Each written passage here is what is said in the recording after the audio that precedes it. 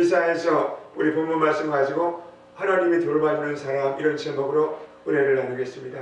하나님이 가장 싫어하는 것 중에 하나가 다른 것이 아니고 우상 숭배하는 겁니다. 그 중에서도 하나님이 가장 싫어하는 것은 사람을 신으로 추앙하고 섬기는 우상 숭배입니다.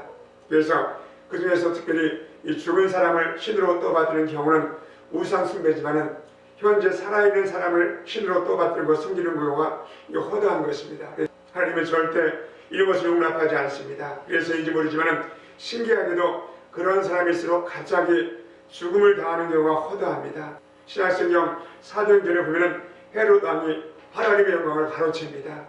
자신이 신처럼 행세합니다. 그러자 하나님이 그를 그냥 두지 않습니다. 하나님의 사자가 벌레에 먹혀서 갑자기 죽임을 당합니다. 사도행전 12장 우리 23절입니다. 헤롯이 영광을 하나님께 돌리지 아니하므로 주님 사자가 곧 신이 벌레가 먹어 죽으니라, 이렇게 말합니다. 뭐가 먹어 죽였다고 했습니까? 바로 벌레입니다. 영어 성경에 보니까 바이러스라 이렇게 해석했더라고요. 그래서 하나님이 심판하는 겁니다. 그런데 여러분, 우리가 이런 모습을 볼 때마다 명심해야 할 것은 우리의 경배 대상은 오직 하나님의 한 분이라는 사실입니다.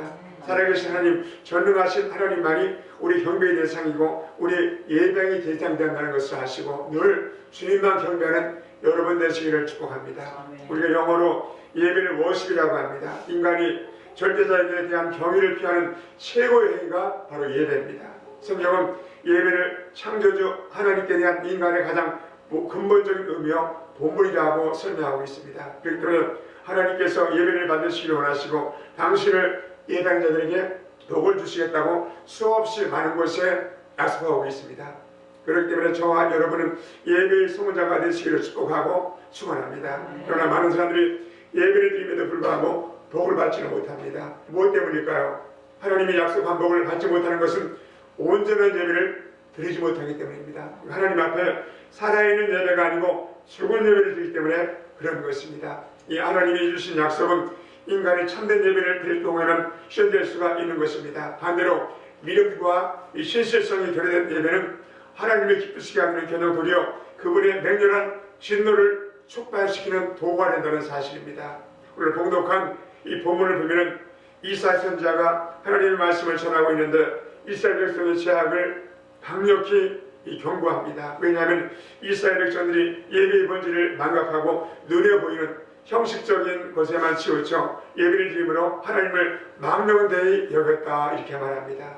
여러분, 예배는 외적인 정식과 무가치한 것은 절대 아닙니다. 형식도 예배의 가장 중요한 것 중에 하나입니다. 그러나 또 중요한 것은 예배를 드리는 자의 마음의 자세입니다. 즉 내면적인 것이 중요합니다. 정말 하나님을 사랑하고 존경하며 경외하는 마음으로 예배를 드릴 때 그 예배가 연례되는 예배가 되는 것을 믿으시는 여러분 다 되시기를 축복하고 축원합니다. 그렇기 때문에 참된 예배는 실생활 속에서 이루어지는 예배가 되어야 합니다.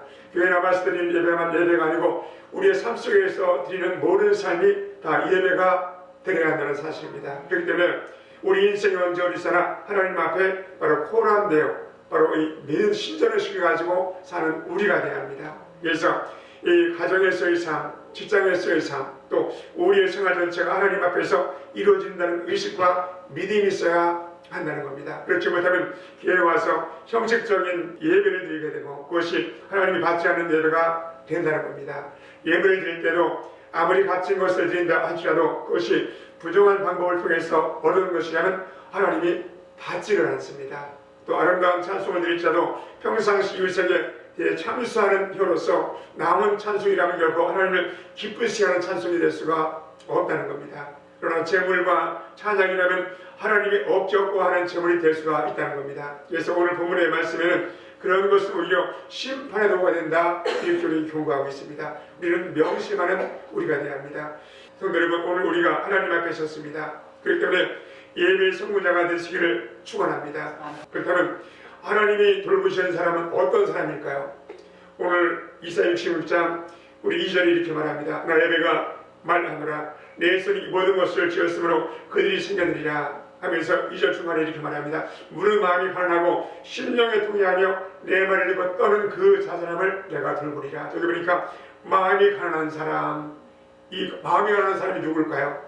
돈이 없는 사람일까요? 또 일할 능력이 없는 궁핍한 사람일까요? 꼬와 가부를 말할까요? 물론 그들 중에도 마음이 가난한 사람이 있습니다. 그러나 그들 중에도 마음이 탐욕이 가득한 사람이 있습니다. 그래서 마음이 가난하다는 의미를 우리가 분명히 알아야 합니다.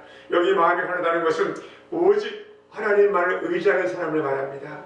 나는 무익하며 하나님 앞에 주님 없이는 할 수가 없다고 믿는 믿음의 사람을 진칭합니다. 이런 사람은 자신의 죄를 깨닫습니다. 하나님 앞에 선 자신이 무가치한 존재인 것을 깨닫습니다. 그래서 하나님의 은혜 없이는 하루도 살 수 없다고 믿습니다. 오직 하나님만이 도움이시고 보호자임을 고백하는 사람이 마음이 가난한 사람인 것입니다. 그렇기 때문에 마음이 가난한 사람들은 하나님의 긍휼하심을 받을 수가 있다는 겁니다. 그래서 하나님이 주시는 복을 받고 천국을 취하게 되는 것입니다. 우리 신약성경 마태복음 5장 3절입니다. 심령이 가난한 자는 복이 있나니 천국에 그들의 것이며 이렇게 말합니다.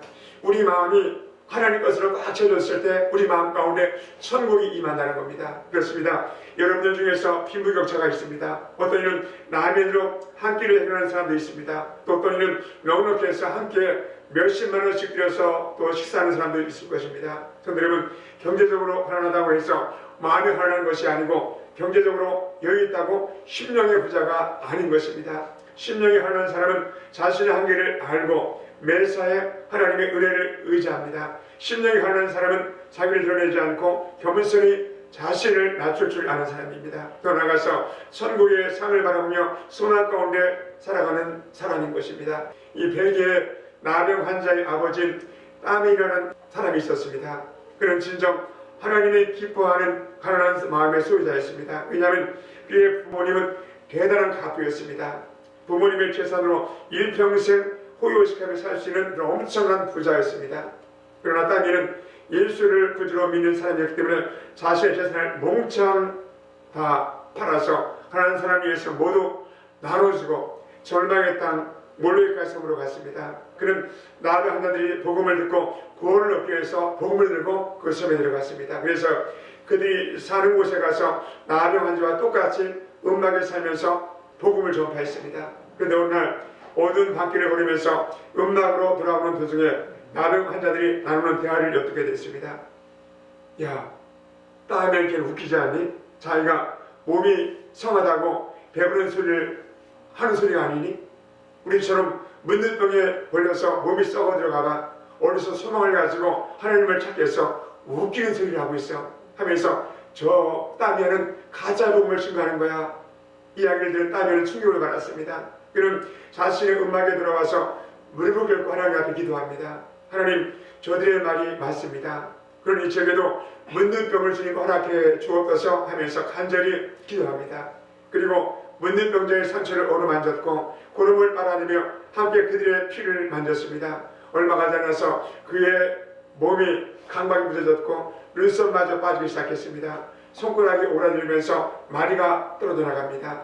그에게도 나병이 걸린 것입니다. 그런데 따면은 하나님께 그때 진정으로 감사하기로 했다고 합니다. 하나님 감사합니다. 이제 빌어서 제가 저들 앞에서 우리라는 말을 떳떳이 사용하게 되었습니다. 제 기도를 들으시고 제게 문둥병을 허락해 주신 것을 진실로 감사합니다. 이렇게 기도했다고 합니다. 그리고 나가서 가는 사람마다 하나님은 예수님이 하나님이신다라고 담대히 복음을 증거했답니다.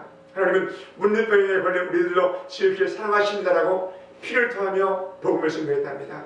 이 모습을 보고 감동하지 않은 사람이 어디 있겠습니까? 그곳에 있는 모든 나병 환자들이 마음의 문을 활짝 열고 따면이 저는 복음을 들었다고 합니다. 그래서 절망과 죽음의 섬이었던 몰로이카 섬이 소망과 생명이 넘치는 섬으로 바뀌어지게 되었다고 합니다. 여러분, 우리도 하나님의 마음을 가지시기를 축복하고 축원합니다. 모든 우상과 욕심과 교만한 마음을 다 비우시기를 축복하고 축원합니다.